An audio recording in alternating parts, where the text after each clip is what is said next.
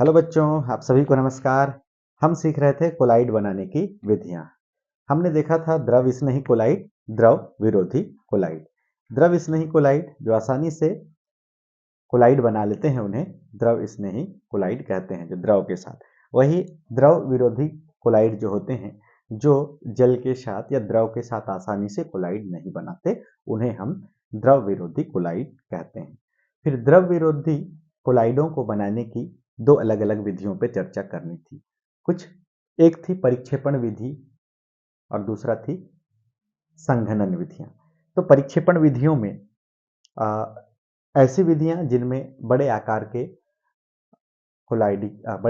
कणों को, जिनका आकार 1000 नैनोमीटर से अधिक होती है, ऐसे अणुओं को छोटे आकार में तोड़कर कोलाइडी कण के आकार के बराबर लाया जाता है और कोलाइड का निर्माण किया जाता है। तो इनको जो है परिक्षेपण विधियां कहते हैं। वहीं परिक्षेपण विधियां दो तरीके से है, बोर्डिंग आर्क और पेप्टिकरण विधि, जिसका अध्ययन हमको इस अध्याय में इस वीडियो में जो है अपन को करना है। चलो लगाइए, हेडिंग लगाइए, कोलाइडों का वर्गीकरण। कोलाइडों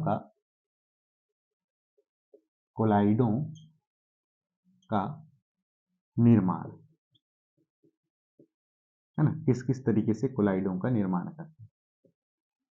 ठीक, कोलाइडों का निर्माण जो है हम कैसे कैसे करेंगे। ठीक, एक तो द्रव स्नेही कोलाइड, दूसरा है द्रव विरोधी कोलाइड, द्रव विरोधी कोलाइड, द्रव स्नेही कोलाइड और द्रव विरोधी कोलाइड। द्रव स्नेही कोलाइड जो द्रव के साथ आसानी से कोलाइड बनाते हैं, उन्हें हम द्रव विरोधी कोलाइड कहते हैं। ओके, और द्रव स्नेही कोलाइड कहते हैं। द्रव विरोधी कोलाइड, जिनको कोलाइड बनाने में समय लगता है, ये आसानी से कोलाइड नहीं बनाते,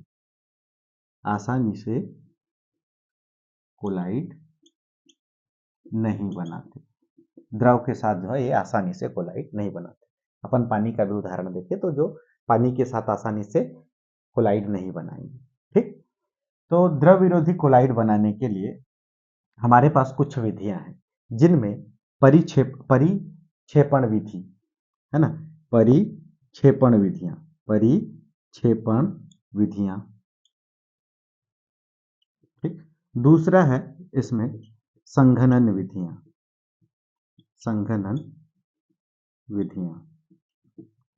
परिक्षेपण विधि जो होती है, इसको फिर अलग अलग से देखेंगे। विद्युत परिक्षेपण या बोर्डिंग आर्क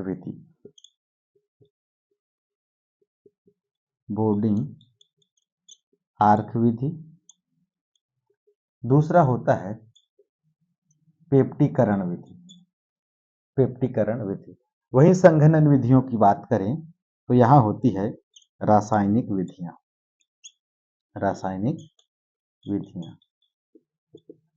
ठीक, तो ये है कोलाइड का निर्माण। द्रव स्नेही जो द्रव के साथ आसानी से कोलाइड बना लेते हैं, और द्रव विरोधी आसानी से जो कोलाइड नहीं बनाते, उनमें हम परिक्षेपण विधियां और संघनन विधियों पर चर्चा करेंगे। परिक्षेपण विधियों को बोर्डिंग आर्क विधि और पेप्टिकरण विधि, और वही संघनन विधियों में रासायनिक विधियां।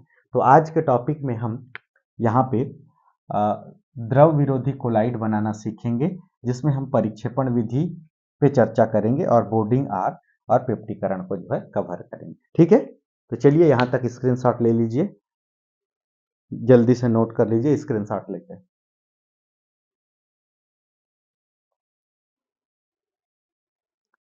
ओके, ठीक है। तो कोलाइड निर्माण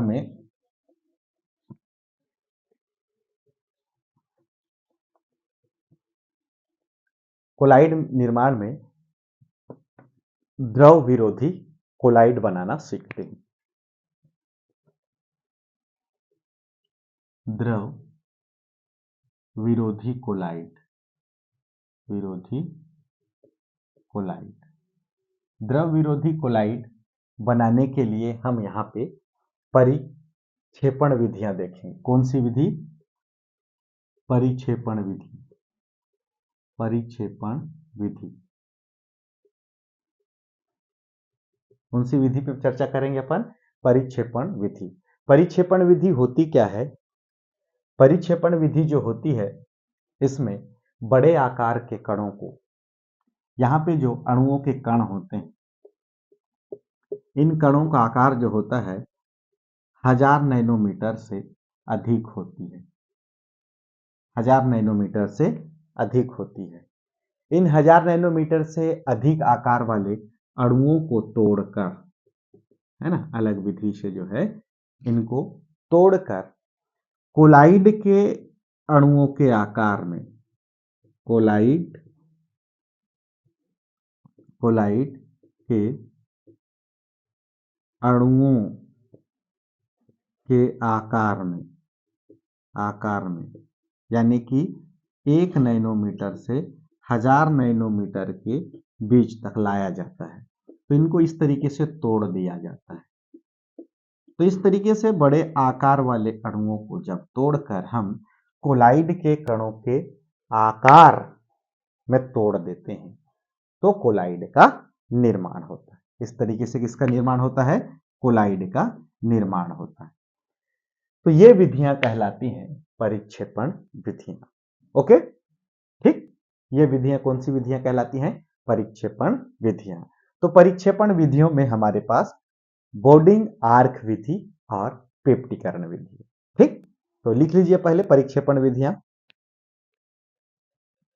हो गया क्या? हो गया जी? ठीक।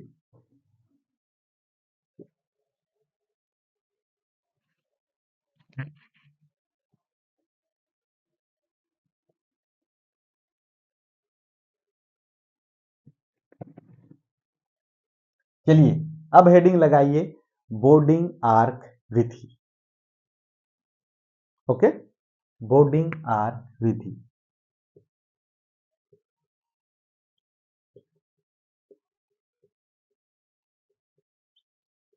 बोर्डिंग आर्क विधि, कोलाइड निर्माण की बोर्डिंग आर्क विधि। इस विधि द्वारा प्लेटिनम, सिल्वर, कॉपर, गोल्ड आदि के कोलाइडी विलयन प्राप्त किए जाते हैं।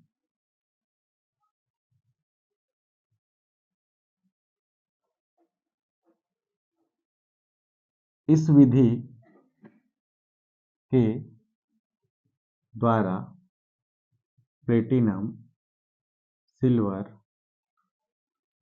कॉपर तथा गोल्ड यानी सोना आदि के कोलाइड विलयन प्राप्त किए जाते हैं। आदि के कोलाइडी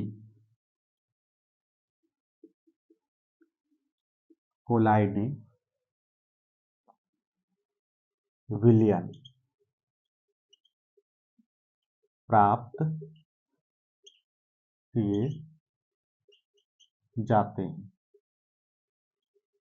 ठीक है भाई, बोर्डिंग आर्क विधि के द्वारा हम क्या करते हैं? प्लेटिनम, एजी, कॉपर और सोना, इनके जैसे इनका जो है कोलाइडी विलयन प्राप्त किया जाता है।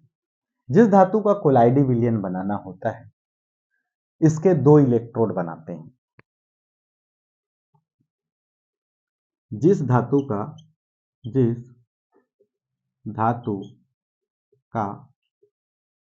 कोलाइडी विलयन बनाना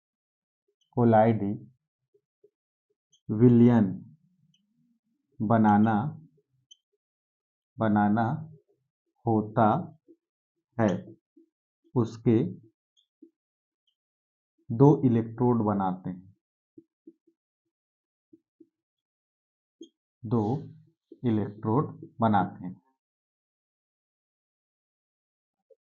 उसके हम क्या कहते हैं? सबसे पहले 2 इलेक्ट्रोड बनाते हैं। अब इन इलेक्ट्रोडों को परिक्षेपण माध्यम जैसे जल आदि में डुबाया जाता है। इन इलेक्ट्रोडों को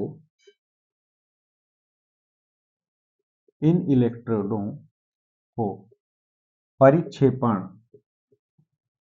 परिक्षेपण माध्यम परिक्षेपण माध्यम जैसे जल आदि में डुबाया जाता है, आदि में डुबाया जाता है। ओके, ठीक है भाई, क्या करेंगे?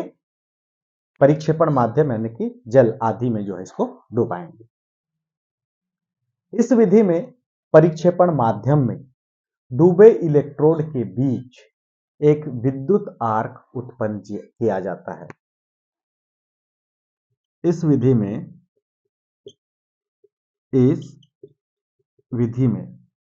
परिक्षेपण माध्यम में डूबे इलेक्ट्रोडों, इस विधि में परिक्षेपण माध्यम में डूबे परिक्षेपण माध्यम में डूबे इलेक्ट्रोडों के मध्य विद्युत आर्क उत्पन्न किया जाता है।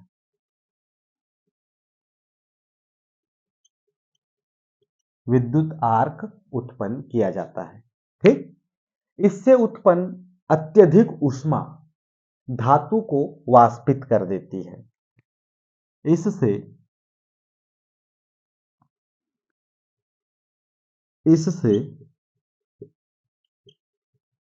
उत्पन्न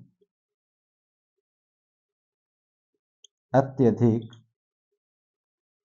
ऊष्मा धातु को वाष्पित कर देती है। इससे जो ऊष्मा उत्पन्न होता है वह बहुत अधिक होता है और उस धातु को वाष्पित कर देता है। ओके, तो वाष्पित हुआ वाला धातु जो फिर संघनित होकर एक कोलाइडी आकार के कण बनाते हैं, वाष्पित कर देता है, जो संघनित होकर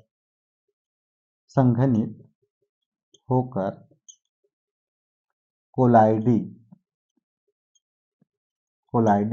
आकार के कण बना लेता है, जो वाष्पित होकर कोलाइडी आकार के कण बना लेता है। ठीक, जो प्राप्त कोलाइड विलयन को स्थायी बनाए रखने के लिए उसमें थोड़ी मात्रा में स्थायी कारक मिलाया जाता है। ठीक, ये कोलाइड विलयन बन गया, कोलाइड आकार के कण बन गए। ओके, तो इस प्रकार प्राप्त कोलाइड विलयन को इस प्रकार जो है प्राप्त कोलाइड विलयन को स्थायी बनाने के लिए स्थायी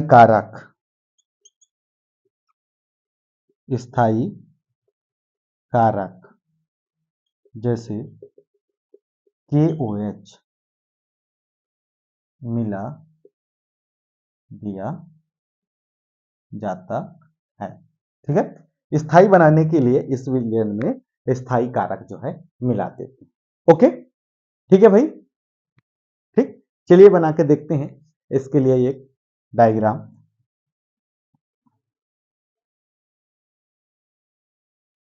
यहां पे जो है बर्फ भरा हुआ है, बर्फ के टुकड़े, यानी कि ये वाला पोर्शन पूरा ठंडा ऐसा।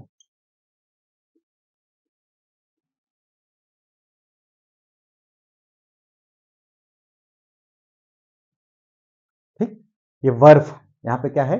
बर्फ है। अब इसके अंदर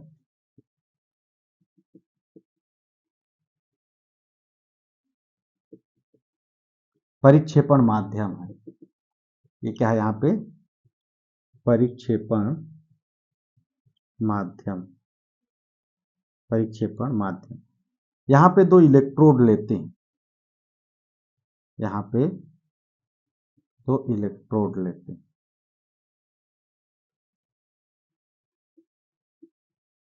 दो इलेक्ट्रोड, इनके बीच में जो है विद्युत आर्क उत्पन्न करके न्यूक्लियस को करंट से जोड़ दिया जाता है। ठीक, करंट से जो है जोड़ देते हैं। करंट से जुड़ने पर यहाँ पे विद्युत आर्क उत्पन्न होता है। ओके, विद्युत आर्क उत्पन्न होगा तो जो ठोस है ना, जो धातु है, इसके क्या बनेंगे? देखो, जिस धातु का कोलाइडी विलयन बनाना होता है, इसके 2 इलेक्ट्रोड लिए, इधर भी एक इलेक्ट्रोड, इधर भी एक इलेक्ट्रोड। इन इलेक्ट्रोडों को परिक्षेपण माध्यम जैसे जल आदि में डुबाया जाता है, परिक्षेपण माध्यम में डुबाया जाता है। इस विधि में परिक्षेपण माध्यम में डूबे इलेक्ट्रोडों के मध्य विद्युत आर्क उत्पन्न किया जाता है। करंट देते हैं तो विद्युत आर्क उत्पन्न होता है। इससे उत्पन्न अत्यधिक ऊष्मा धातु को वाष्पित कर देता है। करंट लगाने से यहाँ पे अत्यधिक ऊष्मा उत्पन्न होती है और धातु को क्या कर देती है? वाष्पित कर देती है। ठीक, ओके, जो संघनित होकर कोलाइडी आकार बना लेते हैं, वाष्पित हो जाता है। फिर उनका क्या हो, ये धातु यहां से निकल कैसे वाष्पित हो गए, इधर से भी धातु निकल के क्या हो गए? वाष्पित हो गए, ऐसे। फिर इन धातुओं का बाद में क्या होता है? संघनन हो जाता है। ठीक, संघनन होकर ये कोलाइडी कण के आकार में बना लेते हैं। तो इस तरीके से कोलाइड विलयन जो है यहाँ पे प्राप्त होता है। अब इस कोलाइड विलयन की स्थायित्व को बनाए रखने के लिए यहाँ पे पोटेशियम हाइड्रोक्साइड जैसे जो है मिला दिया जाता है। स्थायी कारक कौन मिला दिया जाता है? KOH। ठीक है, तो इस तरीके से यहाँ पे कौन बन जाता है भाई? कोलाइड बन जाता है। क्या बन जाता है? कोलाइड का निर्माण होता है। ठीक है, ओके। यहाँ पे जो परिक्षेपण माध्यम है, यहाँ किसको लिया गया है? जल लिया गया है। ठीक है, यहाँ पे कौन है? यहाँ पे इसको ठंडा करने के लिए जो है बर्फ भरा हुआ। ठीक, इस तरीके से यहाँ पहले वाष्पन होता है, फिर संघनन होता है और कोलाइड बन जाता है। पहले तो वाष्पन होता है, उसके बाद उसका संघनन होता है। जब संघनन होता है तभी क्या बन जाता है? कोलाइड बन जाता है। ठीक है, संघनन होने से उसमें क्या होता है? कोलाइड बन जाता है। क्लियर है भाई? ठीक, इस तरीके से तो ये बोर्डिंग आर्क विधि है। ठीक, समझ में आ गया? ये क्या है? बोर्डिंग आर्क विधि। चलिए स्क्रीनशॉट ले लें।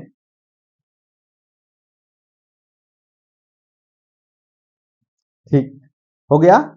चलिए,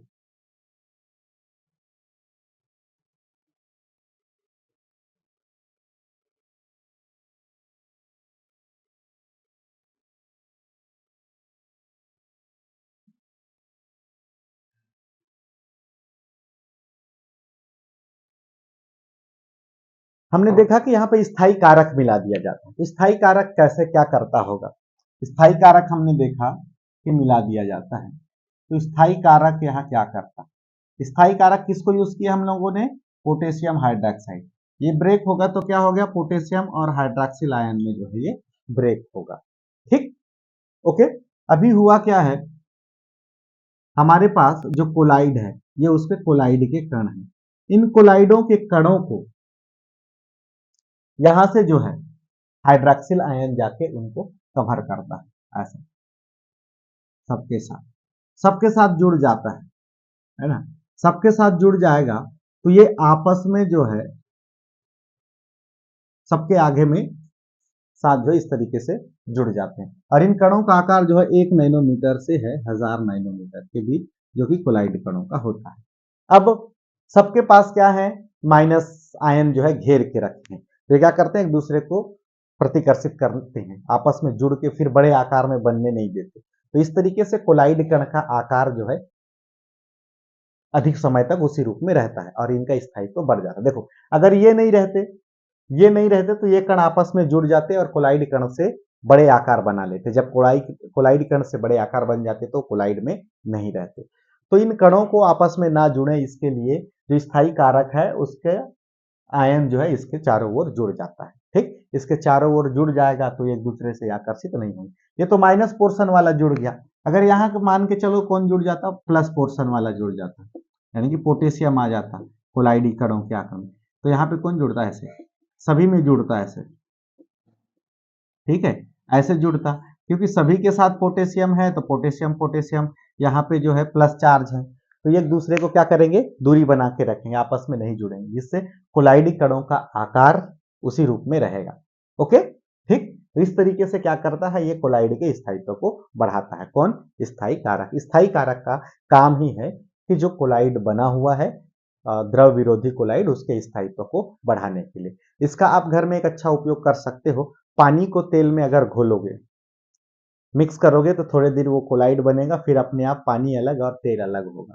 ठीक है, इसको करके देखिएगा। पानी लीजिए और वहां तेल डालिए, उसको ऐसा जबरन हिलाइए टेस्ट ट्यूब में लेके, तो थोड़ी देर तो देखेंगे कि आप कोलाइड बन गया, लेकिन कुछ समय बाद तेल अलग और पानी अलग हो जाएगा। तो ये कोलाइड जो बना हुआ है ये अलग ना हो, इसके लिए यहाँ पे साबुन या फिर डिटर्जेंट सर्फ मिला दो तो उसका स्थायित्व बढ़ जाता है। अब जो है वो कोलाइड बन जाएगा स्थायी रूप से, उसमें तेल और पानी अलग नहीं होंगे। ठीक, तो स्थायी कारक का काम क्या होता है? कोलाइड के स्थायित्व को बनाए रखना। और वो कैसे काम करता है कि कोलाइड के कणों को इस तरीके से एक ही आवेश वाले आयन घेर देते हैं, इस तरीके से एक ही आवेश वाले आयन जो है स्थायी कारक के घेर देते हैं। इससे क्या होता है कि एक ही समान आवेश होने से वो एक दूसरे से चिपकते नहीं है, दूर दूर रहते हैं और उनका स्थायित्व जो है बढ़ जाता है। ठीक है, चलिए स्क्रीनशॉट ले लीजिए भाई। ठीक हो गया, तो ये था स्थायी कारक।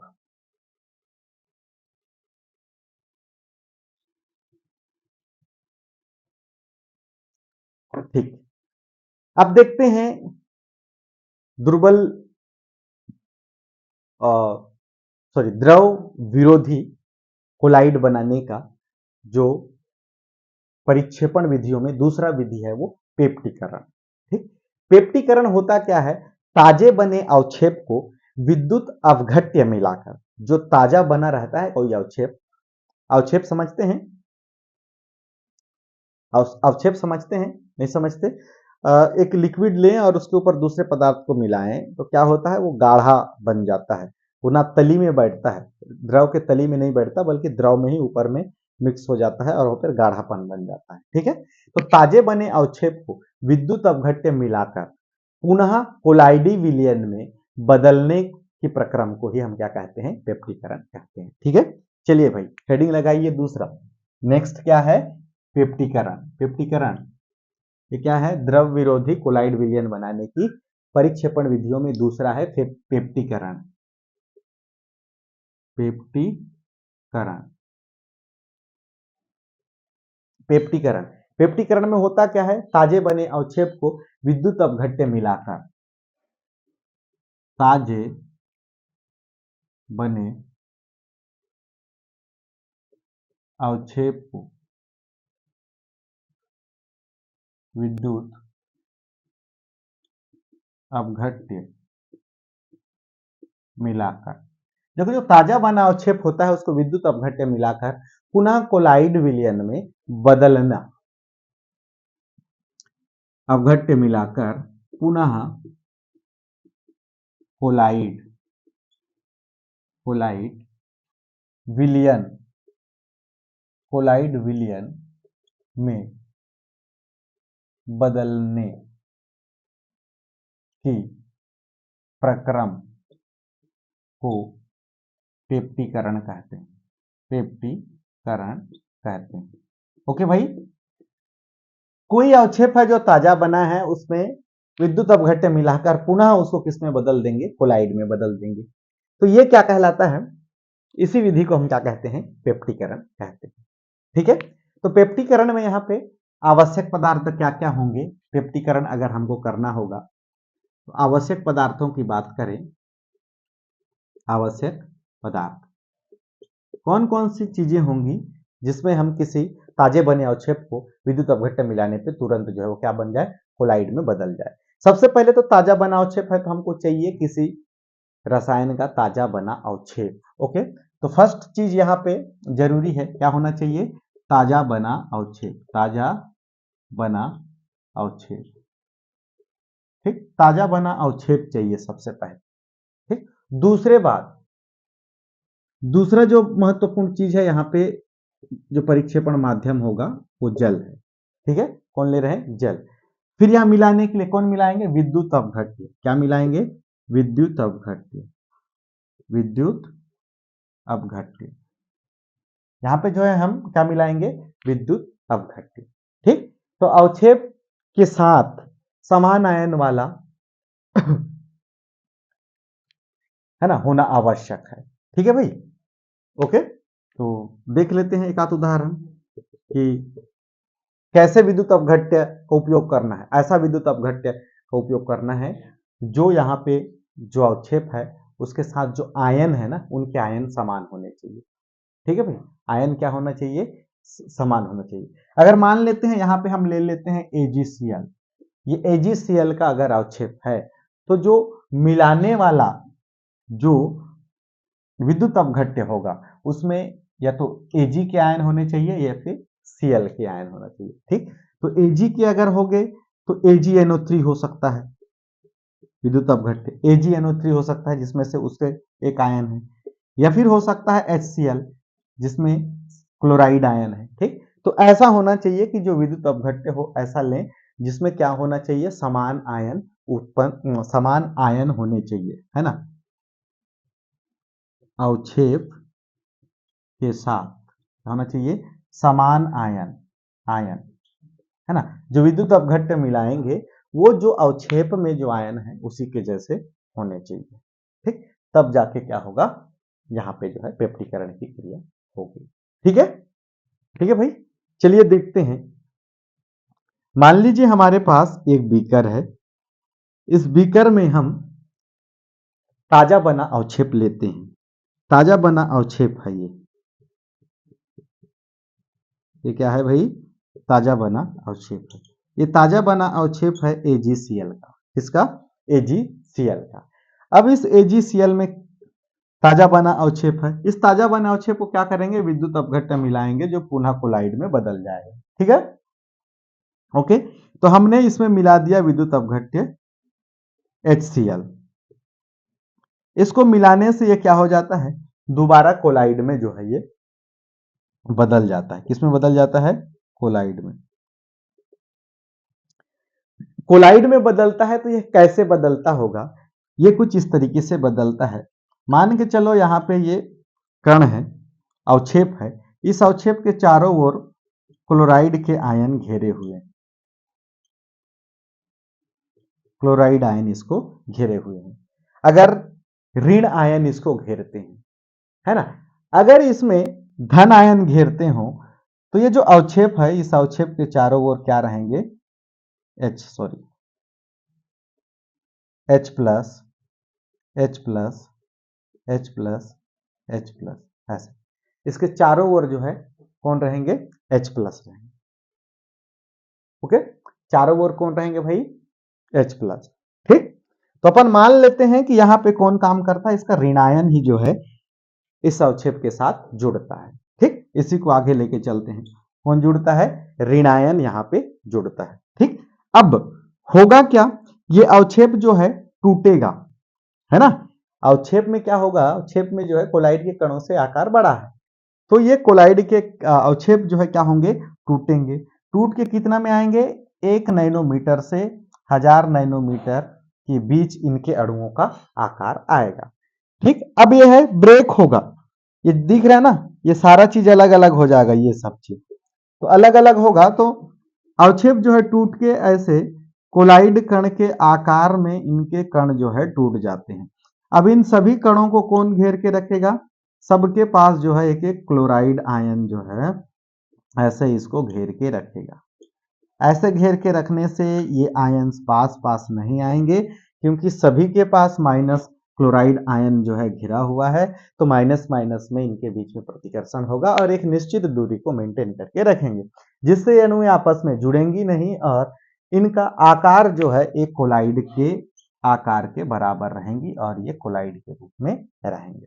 ठीक है, तो हमने देखा कि एक रसायन का अवक्षेप जब बन जाता है, केमिकल का अवक्षेप बना, तो उसमें हम विद्युत अपघट्य मिला रहे हैं, तो विद्युत अपघट्य मिलाने पर वापस क्या बन जाता है, यह जो है कोलाइड में बदल जाता है। तो इसी विधि को कि अवक्षेप में विद्युत अपघट्य मिलाने पर कोलाइड में बदलना, वही क्या कहलाता है, इसका पेप्टीकरण कहलाता है। ओके भाई, ठीक, तो यहाँ पे कौन एक्टिव है, ऋणायन वाले एक्टिव। ठीक है, तो इस विधि को अपन क्या कहते हैं, पेप्टीकरण कहते हैं। ठीक, चलिए ले लीजिए भाई स्क्रीनशॉट, स्क्रीनशॉट ले लें। ओके, ठीक, तो पेप्टिकरण ताजे बने अवक्षेप को विद्युत अपघट्य मिलाकर पुनः कोलाइड में बदलने की प्रक्रम पेप्टिकरण कहलाती है। आवश्यक पदार्थ ताजा बना अवक्षेप, कोई ना कोई AgCl हो गया यहाँ पे, फिर जल और विद्युत अपघट्य। उदाहरण AgNO3 और HCl ये विद्युत अपघट्य हैं। हमको विद्युत अपघट्य कैसे लेना है? ऐसे विद्युत अपघट्य लेना है जो अवक्षेप में जो आयन उपस्थित हों। जैसे यहाँ पे AgCl है तो हमारे पास Ag आयन वाले कोई विद्युत अपघट्य होंगे और Cl वाले। ओके, तो इस तरीके से लिया जाता है। अब अवक्षेप में क्या करते हैं? विद्युत अपघट्य मिलाते हैं तो यह विद्युत अपघट्य बीच से टूटता है और आयंस जो है अवक्षेप को घेर के रखते हैं। फिर जो अवक्षेप टूटता है तो उस टूटे हुए अवक्षेप के छोटे छोटे कणों में जो कोलाइड करके आकार के होते हैं उनके साथ भी वो क्लोराइड आयन जो है चिपक जाता है और वापस उन कणों को जुड़ने नहीं देता, जिससे उस कोलाइड का स्थायित्व बना रहता है। ठीक है, चलिए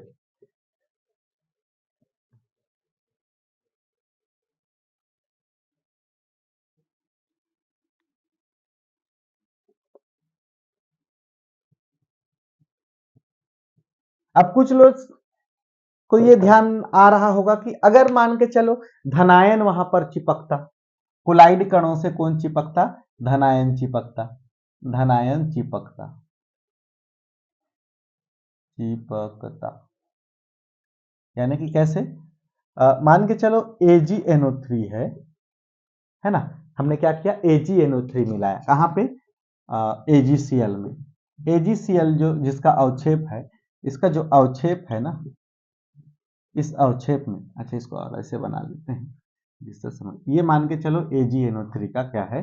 अवक्षेप है। AgNO3 का, सॉरी AgCl का अवक्षेप।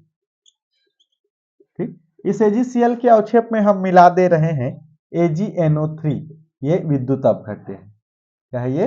विद्युत अपघट्य। ये विद्युत अपघट्य ब्रेक होगा तो इस तरीके से होगा, Ag प्लस और NO3 माइनस, Ag प्लस और NO3 माइनस।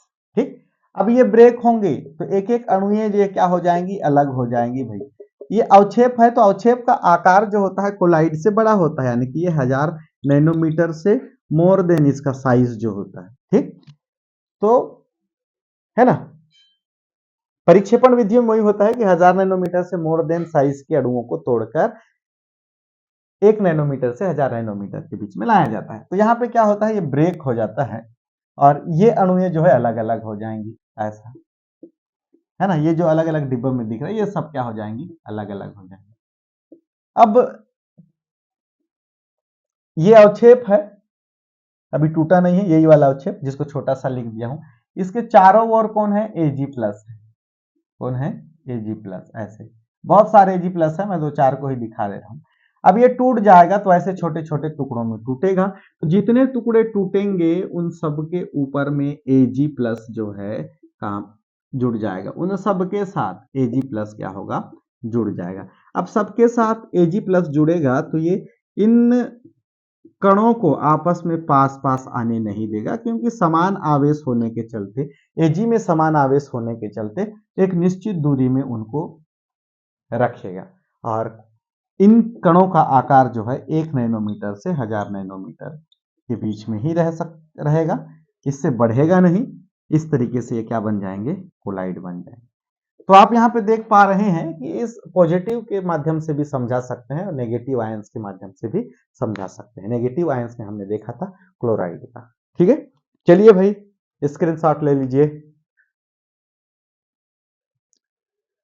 ओके, तो ठीक है, ये था परिक्षेपण विधि जिसमें हम परिक्षेपण विधियां जिसमें हमने बोर्डिंग आर्क विधि और पेप्टिकरण विधि को अच्छे से समझा, और ये सब जो है द्रव विरोधी कोलाइड विलयन बनाने की विधियां हैं। ठीक है, तो आज के वीडियो में बस इतना ही। नए वीडियो में हम सब आपके साथ जो है अगले वीडियो में मिलेंगे। तब तक के लिए आप सभी को नमस्कार, जय हिंद, जय भारत।